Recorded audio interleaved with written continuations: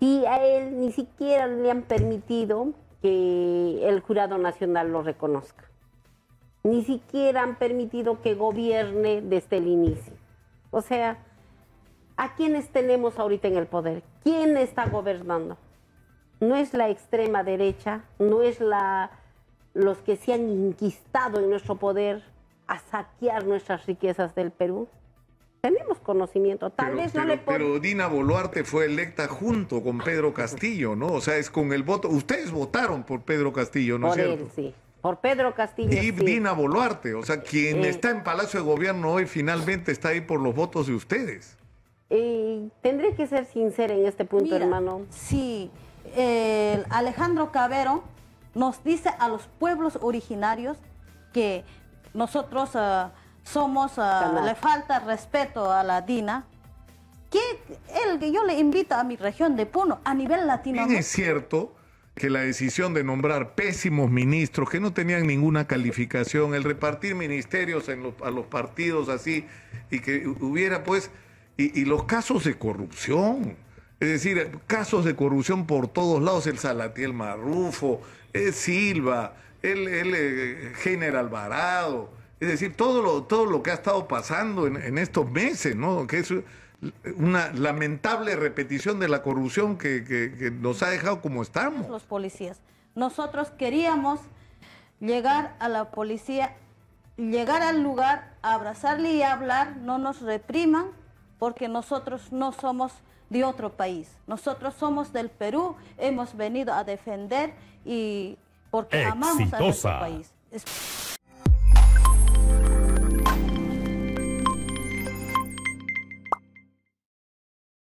La presidenta de la Organización de Mujeres Aymaras, Bartolina Sisa, o Mabasi, Edith Calizaya, en entrevista con Exitosa anunció que continuarán con sus protestas contra la presidenta Dina Boluarte. Además, indicaron que asistirán a sus manifestaciones con sus pequeños hijos. Además, Edith Calizaya se pronunció a las críticas hacia su agrupación por acudir a las protestas con sus hijos y bebés cargadas. Y es que a pesar de que se les señale por esta acción, detalló que lo hacen porque no hay nadie que cuide a sus descendientes mientras ellas marchan en la capital. Al niño yo tengo que cargar, tengo que lactarlo.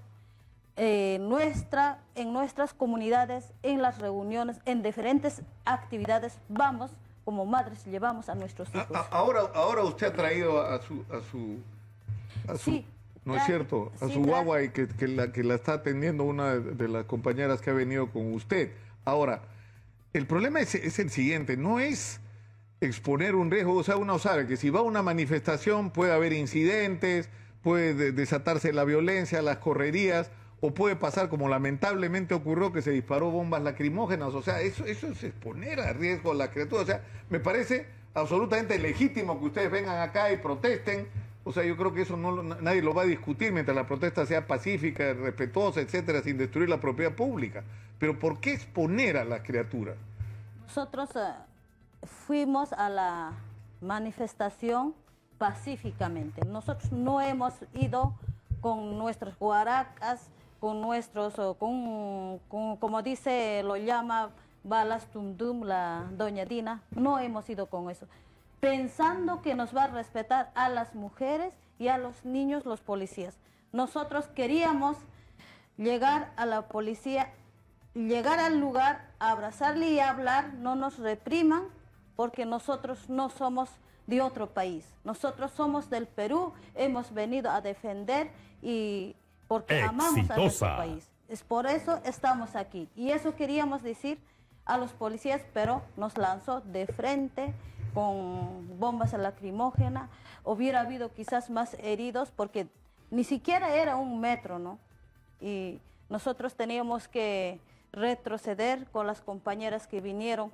En sí, nosotros como mamás hemos venido por el tanto dolor. No puede gobernar la doña Dina, tantos asesinatos, nuestros hermanos y hermanas, por ese lado, tanto dolor que he tenido. Y es por eso estamos aquí y estamos en pie de lucha. No tan solamente eso, ha sido masacrado mi provincia de Chucuito Juli, militarizado, enfrentando con nuestros hijos. o bien con nuestros tíos, con nuestros primos. Ahora, ¿vio usted el incidente que todavía lamentablemente no termina de aclararse, pero hasta donde ha llegado nuestra información hay una situación en la que había una patrulla, había, entiendo, 42 miembros de las Fuerzas Armadas. Entiendo que aproximadamente la mitad estaban armados con fusiles automáticos, es decir, si ellos hubieran tomado la opción de enfrentarse a la población hubiera sido espantoso, hubiera sido, o sea, hubieran muerto, ¿qué? 50 personas fácilmente, si no más. Y ellos optaron por evadir la confrontación e ir y cruzar el río y perdieron la vida 6 soldados, ¿no?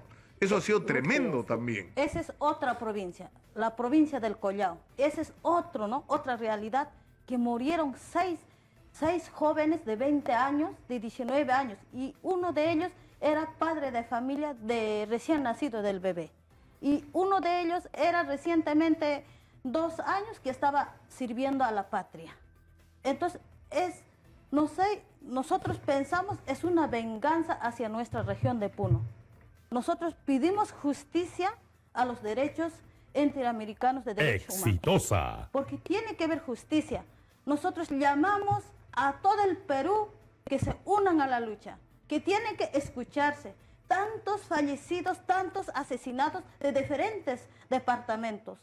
Porque... Ahora, lo que se dice, yo creo que es importante esta conversación que estamos teniendo, porque es muy, o sea, porque no hay diálogo en el Perú, no hay puentes, no hay posibilidades de entendimiento, estamos muy divididos. Entonces, uno de los argumentos que se usa es el que hay gente en las manifestaciones que son violentistas, provocadores, que atacan los locales públicos, que trataron de asaltar el aeropuerto 3 veces, el aeropuerto de Juliaca, y que lo que ha habido de parte de las autoridades es una reacción a un ataque de esa naturaleza. ¿Qué dicen ustedes sobre eso? Porque hay violentistas metidos en las manifestaciones también, ¿no? Bueno, no, hermano Nicolás, muchas gracias por darnos el espacio y también salúdale a la región Puno. A nivel nacional, siempre tengo que reconocer a las personas que se fajan con el pueblo, porque esta lucha es de los pueblos originarios, donde ya nosotros como pueblos originarios hemos despertado y queremos justicia. No venimos porque necesitamos un trabajo, no venimos porque queremos beneficiar a nuestra familia, venimos, como lo dijo acá mi hermana, yo soy la zona quechua, acá mi hermana es zona aymara. Venimos en busca de justicia, como madres, como mujeres, es hora que también, ¿no? Ya no se nos discrimine, porque hay mucha discriminación, hay mucho maltrato, sufrimos nosotras las mujeres, más que todo cuando somos de pueblos originarios.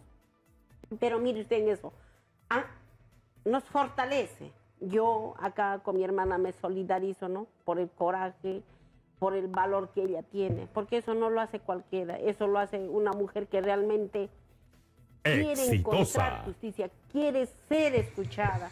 Ya no podemos seguir permitiendo pues que la corrupción nos siga dañando, nos siga humillando, nos siga maltratando.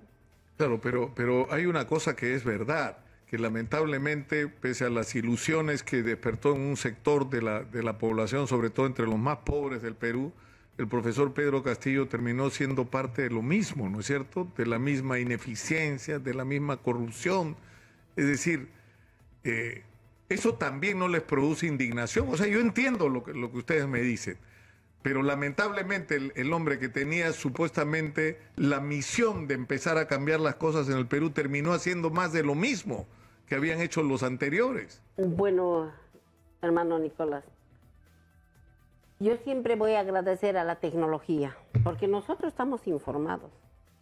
Y a él ni siquiera le han permitido que el Jurado Nacional lo reconozca. Ni siquiera han permitido que gobierne desde el inicio. O sea, ¿a quiénes tenemos ahorita en el poder? ¿Quién está gobernando? No es la extrema derecha, no es los que se han inquistado en nuestro poder a saquear nuestras riquezas del Perú. Tenemos conocimiento, pero Dina Boluarte fue electa junto con Pedro Castillo, ¿no? O sea, es con el voto. Ustedes votaron por Pedro Castillo, ¿no es cierto? Por él, sí. Por Pedro Castillo, y sí. Dina Boluarte, o sea, quien está en Palacio de Gobierno hoy finalmente está ahí por los votos de ustedes. Tendré que ser sincera en este punto, hermano, porque mire, ni bien asumió Pedro Castillo el poder, a mí me invitaron para que yo pueda integrarme al comité de Dina Boluarte. Y yo me sorprendí. Yo dije, es que yo nunca había estado en estas marchas, en estas protestas, pero me invitaron para que yo sea integrante de Dina Boluarte. Entonces yo dije, o sea, ¿qué pasó acá? El hermano Pedro recién está gobernando y ya Dina Boluarte ya está armando su equipo para ella gobernar. Había un grupo de personas donde decían, a Pedro Castillo lo vamos a vacar y quien va a gobernar es Dina Boluarte. Claro, Entonces, pero ya, yo les doy razón. O sea, es cierto que cuando Pedro Castillo gana las elecciones hay una campaña en contra de reconocer el resultado.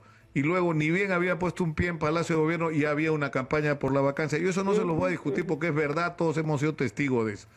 Pero también es cierto que la decisión de nombrar pésimos ministros que no tenían ninguna calificación, el repartir ministerios a los partidos así, y que hubiera pues, y los casos de corrupción, es decir, casos de corrupción por todos lados, el Salatiel Marrufo, el Silva, el Heiner Alvarado, es decir, todo lo que ha estado pasando en estos meses, ¿no? Que es una lamentable repetición de la corrupción que nos ha dejado como estamos.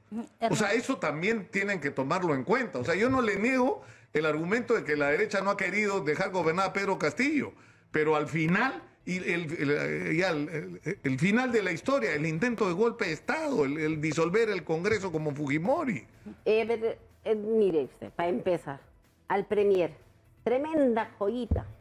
No le critican, no le dicen nada, pero sin embargo cuando Pedro Castillo ha puesto a alguien, ya pues nosotros sí sabemos quién es quién, es por eso nuestra lucha. Y, o sea, ahora se cayó la prensa, ahora sí que son perfectos, son personas que no tienen ni siquiera... exitosa. Son perfectos, correctos. O sea, lo que Pedro ha nombrado han sido los imperfectos, los peores.